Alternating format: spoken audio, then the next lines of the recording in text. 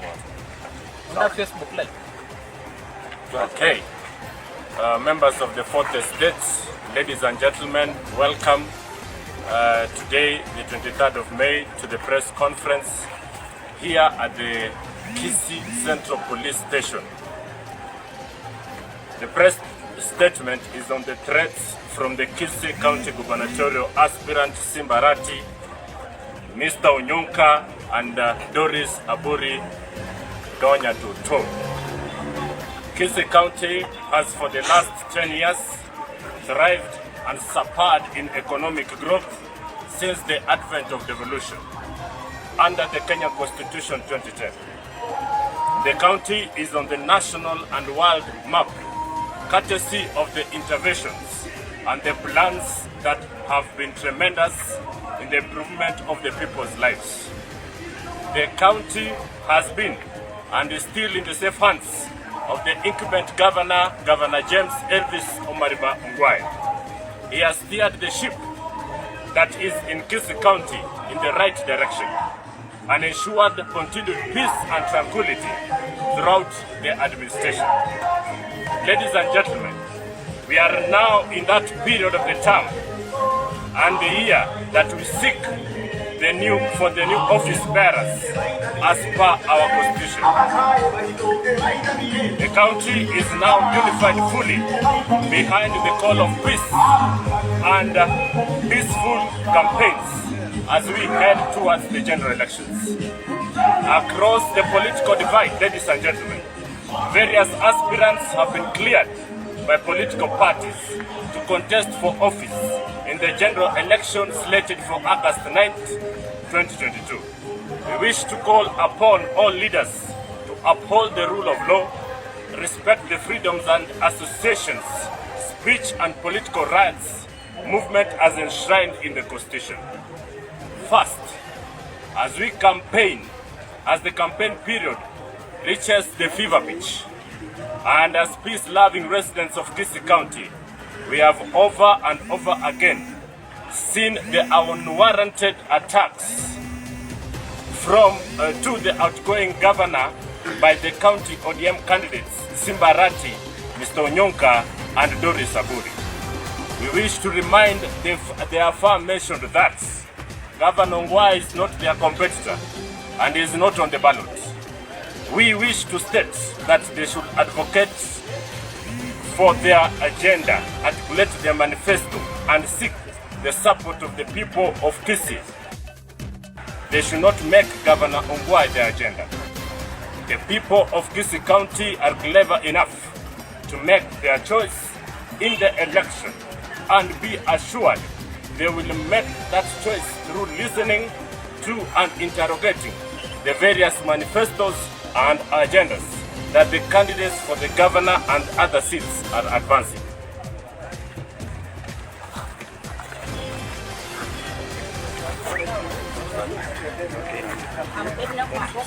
From Kisii County. Secondly, as the peace-loving residents and voters of this great county, we wish to also ask the above aspirants to respect the church and men of God. The casual nature with which they treat places of worship and the men of God leaves a lot to be desired. Two occasions in point is the confiscation of the church property in Bomachoge and their profanity towards the Catholic Church and its practices of worship. We have had 10 years of symbiotic relationship with their outgoing governor. The county government has also maintained a cordial relationship with the church and the clergy. Men of cloth edify, advise, mediate, and counsel the society, and even governments run to them whenever things go wrong. Their malicious and capricious outbursts and open arrogance towards the Lord Bishop Joseph Leilula should be condemned, despite the current regime being dominant 70 days and 20. The relationship with the Catholic Church and other religious faiths has been mutual respect and respect for the tenets of worship. Thirdly, the candidates on their own motion and that of his associates has continually emotionally harassed, threatened and insulted not only county government employees, but also perceived supporters of the opposing candidates in the governor's race. There are reports of opposing people being glued to private homes where they are physically assaulted by security personnel and warned of dire consequences, including death, if they continue with their criticism of him. This is a free society that is guided by the rule of law and protected by the freedom of speech and association. This should be condemned, and we ask the police to investigate these cases and bring the perpetrators to account. Thank you.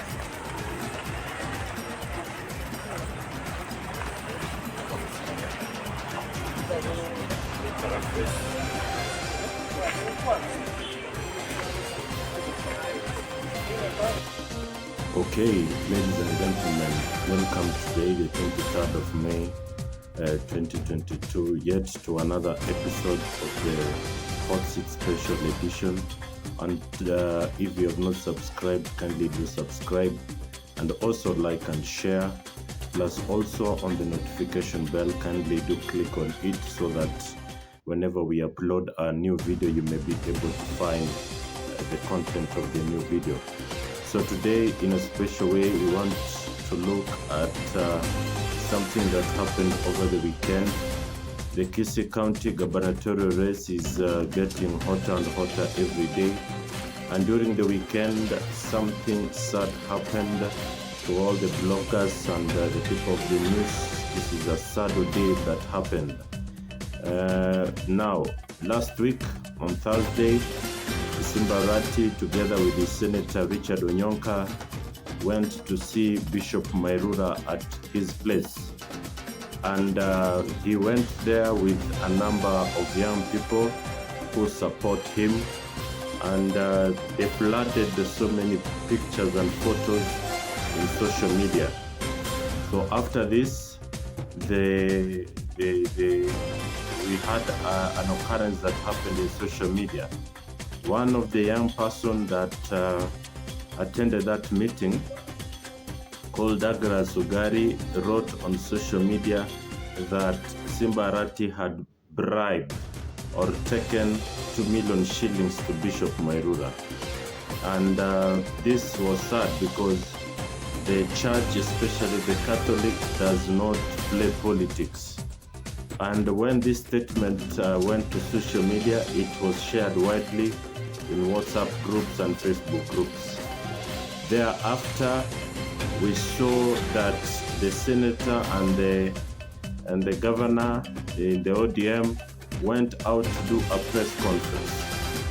And in the press conference, they said that this was fake news and that this occurred, or this was engineered by the outgoing Governor James Ongwae. That one, Douglas Ugari, did not write these sentiments in Facebook. That it was a fake account that wrote this. In an explanation done by Richard Onyonka, he stated that this was fake news, and fake news that was engineered by the outgoing Governor James Ongwae. Also, in response, Mr. Arati said that the county employees, and this is where the issue of discussion is for today, the county employees were funded by Ongwae so that they can spread this fake news. And also he mentioned some names that were there. The names that he mentioned were 1. Nafu Obocha, number 2. Dalphant Nyatege, number 3. Job Oyuge. He says that these 3 people were used by the county so that they can form fake accounts and also spread malice. Also, Jefferson Apunga, who is the Deputy Director of Communication in the Kisii County Government, is also accused of these allegations. I want to state as follows, that these allegations are serious allegations. And by Mr. Arati saying that he's going to deal with the bloggers ruthlessly is one, a threat to their life. And number 2, a threat to democracy in Kisii County. I want to say the following, that if you have announced an interest for public office, you don't expect everybody to support your bid. And you expect serious criticals or critics that will be against your bid. So by Mr. Arati issuing a warning or a threat to the bloggers is undemocratic and dangerous to our county. That these are young men who are struggling in life, that if one gubernatorial candidate is able to issue threats to them, then it is very dangerous and a bad precedence to our county. And number 2, it may be true that 2 million shillings were given to Bishop, and it may not be true that 2 million shillings was given to Bishop Mairura. Out of this, I wish to state the following. So after you show interest in a seat, especially a governor seat, you expect critics, and also you expect propaganda. Propaganda is a game in politics. It is not illegal to do propaganda. This should be clear to all candidates. If a statement has been made to you or to your team that you have done ABCD, it is not in order to issue threats to people, because this is the game of politics. And also, I wish to state that involving the church in politics is very sad. That the politics in Kisii County has been entangled in church. And Mr. Arati has led this because at one point he forced himself to speak in church in Bobasi against the wishes of the church because he had money to issue that. Mr. Arati has been having issues with the church for a long time now, and his visit to Bishop Mairura, even if it may be propaganda, was seen as a development to mend faces with the Catholic Church. So I wish to state the following. As we head to the elections, let us maintain peace and avoid involving the church to petty politics. Issuance of threats is dangerous to the peace that we have been having as the residents in Kisii County has not had such a kind of momentous campaigns like before, where candidates have been beaten up by goons. This is not who we are. We are peace-loving people who will always stand together because we rise and fall as one. So my message this day to Mr. Arati, please be peaceful. And secondly, if anybody is so critical to your bid to become governor of Kisii County, do not respond to people because it is childish and petty. It is petty because every other leader in this country has critics, including President Uhuru Kenyatta. If President Uhuru Kenyatta was to issue threats to individuals in this country, then we will not have enjoyed the democracy that we have today. Mr. Arati, we shall have critics, and it is your responsibility to cope up with the critics. And it is very wrong for you to issue ultimatums and threats to individuals who are not seeking public office. And lastly, ladies and gentlemen, as we move ahead to the elections, we pray for a peaceful transition. An attack to the outgoing governor is valid, but also dragging him to petty politics is uncalled for. Let everybody who seeks to the governor in Kisii County.